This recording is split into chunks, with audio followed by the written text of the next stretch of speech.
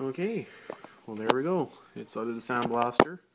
It doesn't look too bad. I had, of course, all the ports blocked off, so nothing got sandblasted internally. A few little black spots that you can see, like right there. Oh no, that's air vent. But a few other little casting marks and stuff that didn't get sandblasted out, but whatever. It's nice to see if there's any cracks or anything on it.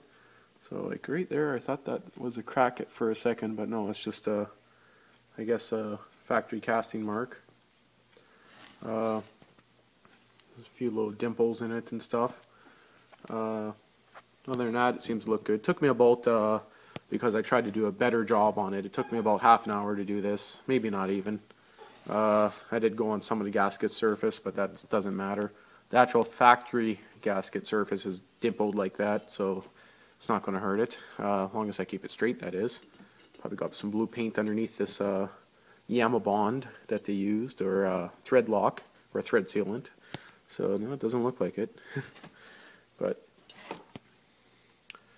there was a little corner in there that I had to still have to do a little bit of blue in there. There's some dried grease on it. So there's a few weird casting marks on here that I could probably sandblast so you would never see them. So other than that, it's looking pretty damn good. Now, I'm just going to throw this video up the way it is right now. You can see it's some pretty weird looking casting marks there. But I'm going to throw this video up the way it is and see what people say. If you think I should go over it with walnut shells, which will give it a more of a shinier finish, but I kind of don't mind the dull finish. I might even end up painting this bike, and if I paint it, then this finish would be great for painting. Sandblaster got in every single little corner. So try to focus it there. Hey, look at that. It says 250 on it. I should order the proper part number.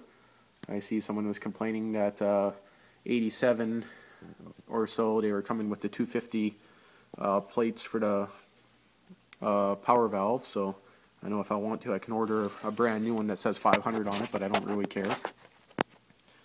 I'm sure I got a little bit of crap shoved in the power valve. I did have it all taped off here. As you can see, a little bit of sandblasting went around in here. But I did that on purpose, of course. It's super rough in that exhaust port. So a little bit of porting work is going to be required on this thing. That's if I decide to do it. So I'm going to port it, but I'm just got to decide when, I guess. So power valve. Get myself a new clip because I think that one was broken. I'm going to strip out the power valve and probably sandblast internally on that. So not too sure yet. Yep, it's pretty dirty on the inside. Needs a lot of cleaning up in there. It's kind of funny how from the factory they didn't do any kind of porting, but I guess they didn't want to. Got that as a aftermarket mod.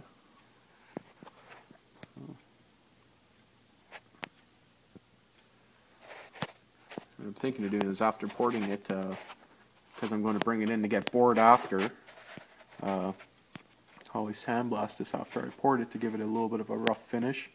I don't know if anyone ever tried sandblasting it after. I'll shove the old piston in there so I don't hit the inner wall. So shoving the old piston, but mind you, when I go to try to remove the piston, it might scratch up the cylinder walls.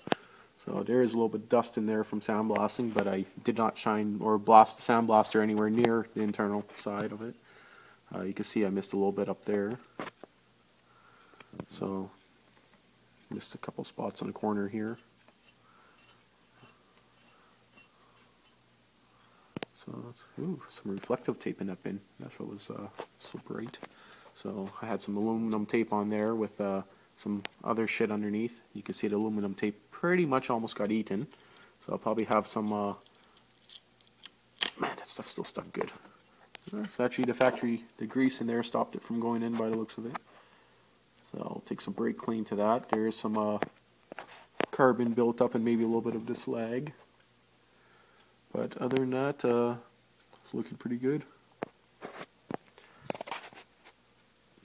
those are pretty rough. This was the rough one.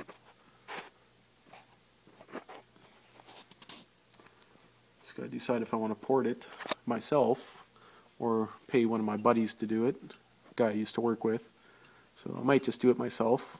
That's if I can get the time. I do have some of the tools for it. A couple tools I just borrow from him, but whatever. And this is already getting to be a pretty boring video. And it actually looks like that. Oh yeah, it's bent. I don't want to turn that. What am I doing? Don't want to scratch the shit out of that. Just leave that. I think I turned it a little bit, but whatever. I do not want to turn it, but it looks like it's bent pretty high up there, so it's almost going to miss the stop.